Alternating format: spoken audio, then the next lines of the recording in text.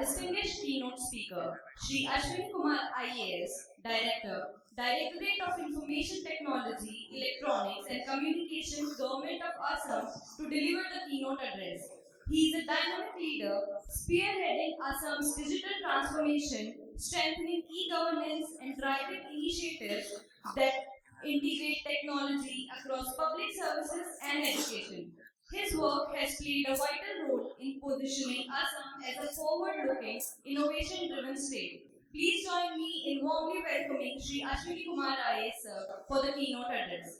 Can we please have a huge round of applause for sir? Good morning, honorable dignitaries, all the people from education, schools, media, friends, ladies and gentlemen.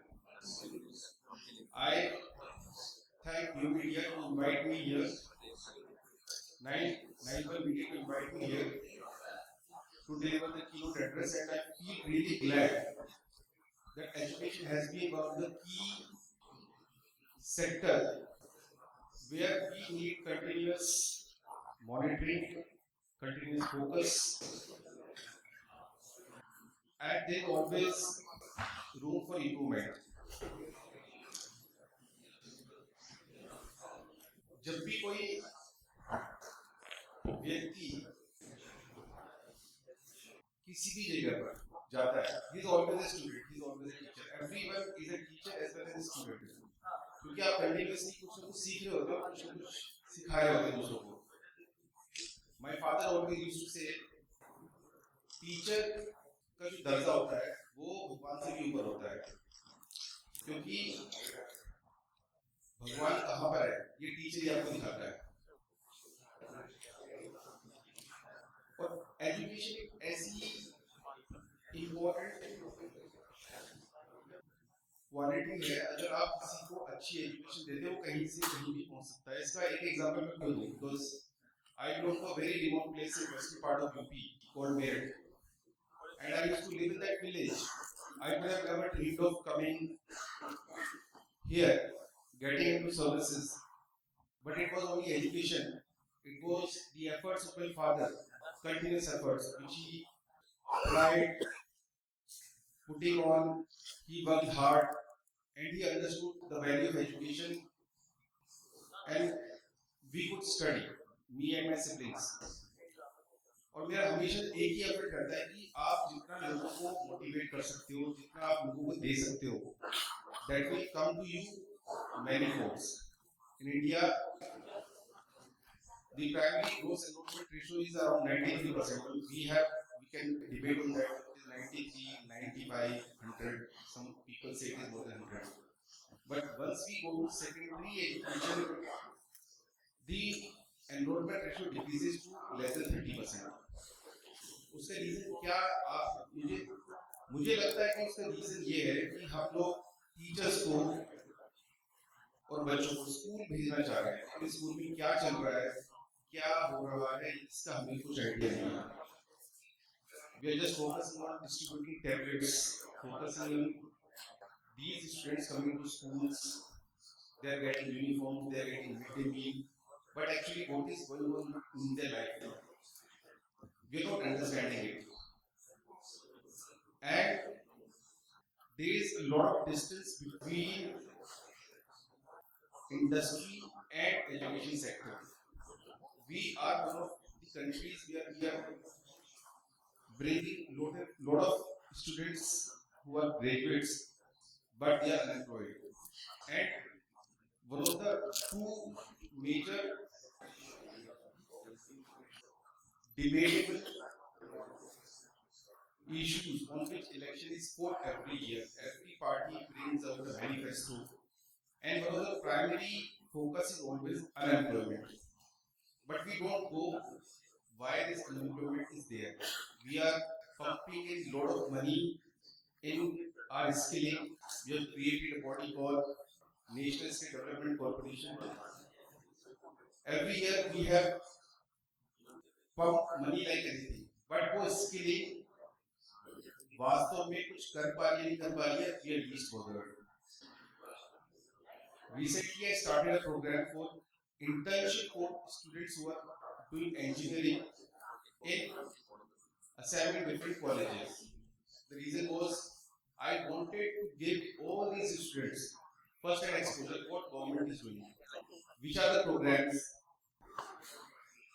government is involved in. I wanted to bridge that gap. And when I heard all these students, there were a lot of students. We selected around 15 students. When I asked them, what do you want to do? So one of the students say, मुझे job करनी है. Second says, मुझे masters करनी है. Their goal was absolutely unclear. I asked them, which company would you like to join? They had no idea which of the companies in private sector as well as government sector where they would like to work. So I gave them a career counseling session. मैंने उनसे पूछा कर रहे क्या चाहते हो? उन्होंने बोले मैं ये करना चाहता हूँ, वो करना चाहता हूँ. तो मैंने बोला, if you want to work in private sector, do you want to do a job or you want to become rich? They said yes, we want to become rich. Then I told them, why can't you say that? Why is it a taboo in India when you say I want to become rich? That should be a primary focus. After that, you should know whether you want to become an entrepreneur or you want to do a job. Whether you should go for management studies or you should go and do a research. So it is the fault of the education system because we don't say what we want and we are providing them education based on the textbook, whatever other people say. We can go on and on, but I would like to quote some of the instances. Like in today's world, there is a lot of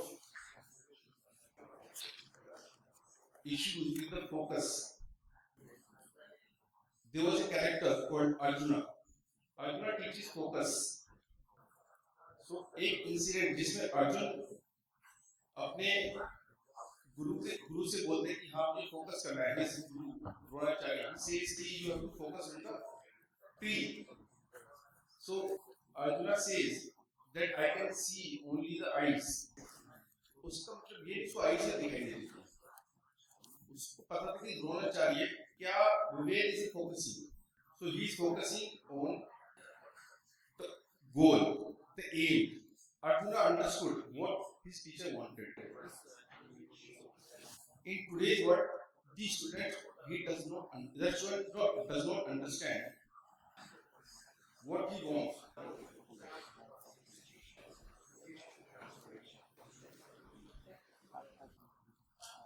And that is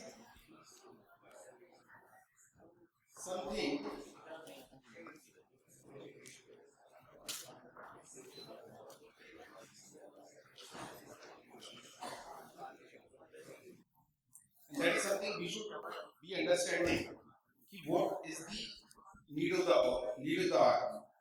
Whenever we are asking a question, what do we want? So you have to understand the body language, the communication of the person who is asking you the question. What does the education system want you to understand?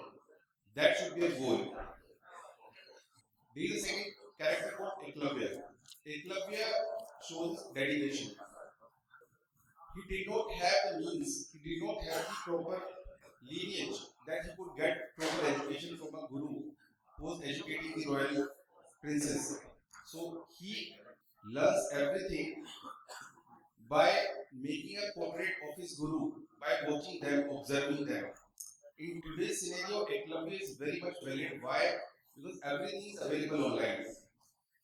If you want to learn today, there is no limit. Everything is available everywhere. If you have dedication, you will achieve that. We have one more character called Abhimanyu. It shows courage. There are a lot of entrepreneurs in India. There was one person who met me and he said, I would have become a billionaire. I had a great idea. But my elder brother, he did not agree with me. So I didn't go forward. I asked him that you were so sure about this idea. When person criticizes you and you stop going forward, that means this idea was not yours. Having courage means you have to take risks, you have to come forward, what you know. If you keep sitting, everybody is having an idea. Having an idea means nothing. It is the implementation of the idea. Once you have an idea, just go and implement it and see what happens. Either you will win or you will learn. We have Kant. Kant preaches choices. Having talent does not mean you will achieve what you want. You are average of the 5 people you hang around. You have to choose your social circle. If you hang out with people who are going to take you to a path which is disaster, you will end up in disaster. You may achieve less, but you have to put ethics first. You have to put your ideals first. The way you achieve is very, very important. It's not important to get the goal what you want. It is how you achieve the goal. Then we have Krishna. Krishna teaches clarity. Having everything also does not mean you will achieve it. Clarity is power. Unless you have clarity what you want, and you cannot achieve anything unless you have clarity. You will try doing different things, but until unless you know what is that thing what you want, you will not achieve it. So all these 5 characters in today's world, where you have a lot of social media, you have different channels which are deviating you from your path, you cannot achieve success. In school education, we have to try every possible method. We are going to train our young generation to become ready for the secondary education. Most of these students, after being in primary education, they go out of the system. उनको लगता है हमारा समय बर्बाद हो रहा है. People, lot of students, now there is a particular trend जो जहाँ उनको लगता है कि ड्रॉप आउट होना बहुत अच्छी बात है, हमारा प्रोफेशनल है. But if you see lot of people who have achieved anything, who have become well added in this society, are people who have gone through education. Education is very, very important. People see one person who dropped out, they don't see why did that person drop out. So we have to teach our kids how to go about the new technology challenges which we are facing. We have all the means with us. We have to prepare them.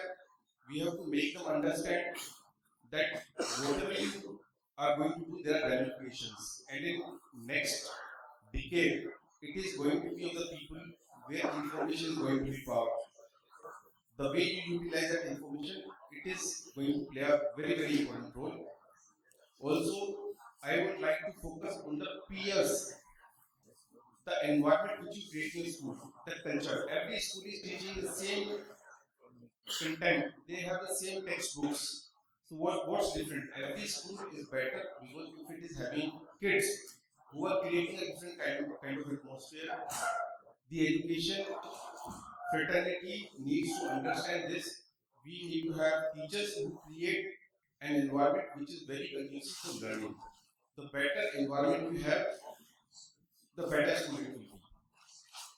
On that note, I would like to conclude, and I would like to wish all of you, because you are the one who are the architects of our next generation, and I believe things have been changing, and if you play an important role and play your role wisely, we will have a Samradh Bharat and a Viksit Bharat by 2047.